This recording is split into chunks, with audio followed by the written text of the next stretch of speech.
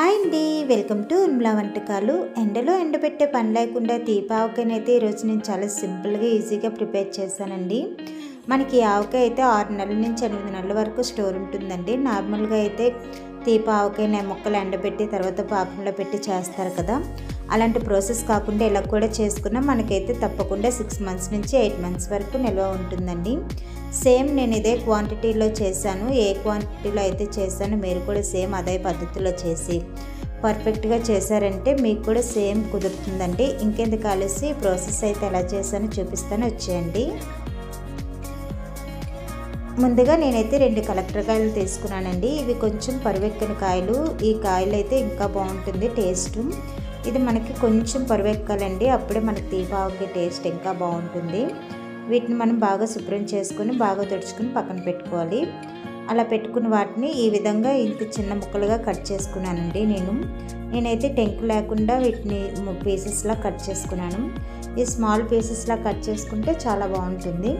ఇప్పుడు వీటికి కావాల్సినవి 50 గ్రాముల వరకు కారం తీసుకోవాలండి, ఒక 30 గ్రాముల వరకు సాల్టు, ఒక 100 గ్రాముల వరకు బెల్లం, వెల్లుల్లి, ఒక 100 ml ఆయిల్, ఒక చిన్న కప్ అంతా ఆవాలు మెంతులు పొడి చేసుకుని రెడీగా పెట్టుకున్నానండి. ఇప్పుడు వీటి పక్కన పెట్టుకుందాం. అండ్ మామిడి ముక్కలు కూడా రెడీగా చేసుకొని పక్కన పెట్టుకుందాం కదా. ఇంకా ప్రాసెస్ స్టార్ట్ చేద్దాం. నేనైతే ఈ కప్పుతో అయితే మెజర్మెంట్స్ చేసుకున్నానండి. ఈ కప్పుతో నాకు 3 కప్పుల వరకు మామిడి ముక్కలు వచ్చాయండి. చూసారు కదా, ఈ కప్పుతో మనం మామిడి ముక్కలు వేసుకున్నాక 1/2 టీ స్పూన్ పసుపు అండ్ సాల్ట్ కూడా వేసుకోవాలండి. దీనికి 30 to 40 గ్రామ్స్ వరకు పడుతుంది. నేనైతే 30 గ్రామ్స్ సాల్ట్ అయితే వేసుకున్నాను.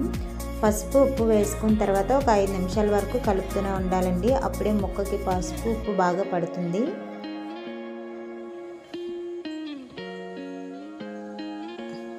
కంప్లీట్గా ఇలా కలుపుకున్నాం కదండి. ఇప్పుడు ఇందులో ఆవాలు మెంతిపొడి యాడ్ చేసుకోవాలి. అలానే కారం కూడా వేసుకోవాలి. ఒక 50 గ్రాముల వరకు నేను కారం తీసుకున్నానండి. అలానే వెల్లుల్లి కూడా వేసుకోవాలి. వెల్లుల్లి రెబ్బలు తీసుకుని వేసుకోవాలి.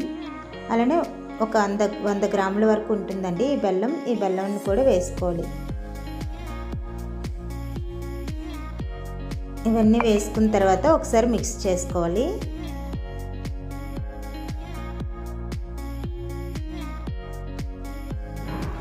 ఇలా కూడా చేసుకున్న పచ్చడి చాలా బాగుంటుందండి. మీరు ఒక్కసారి ట్రై చేయండి, మీకు తప్పకుండా నచ్చుతుంది.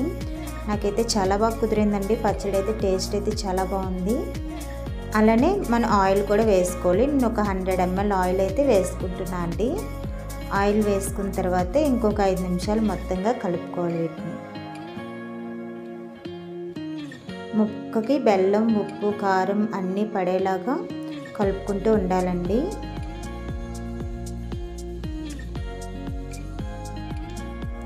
చూసారు కదండి, మొత్తంగా మనకి ముక్కకైతే ఎంత బాగా పట్టిందో అన్నీని.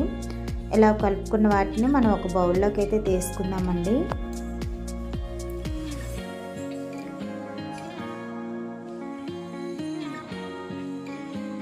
ఒక 5 మినిట్స్ ఇలా పక్కన పెట్టుకోవాలండి. 5 మినిట్స్ తర్వాత చూసారు కదా ఎంత బాగుంటుంది.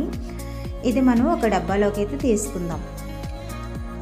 కలుపుకున్న మామిడి ముక్కల పచ్చడి అంతటిని ఒక డబ్బాలోకి అయితే స్టోర్ చేసుకోవాలండి.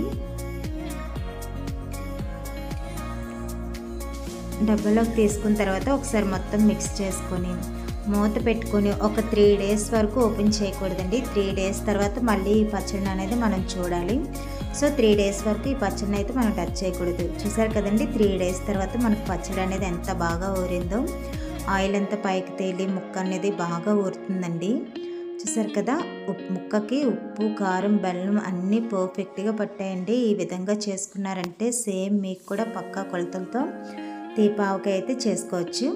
నా వీడియో నచ్చితే ఒక్క లైక్ చేయండి. మరిన్ని వీడియోస్ కోసం నా ఛానల్ అయితే సబ్స్క్రైబ్ చేయండి.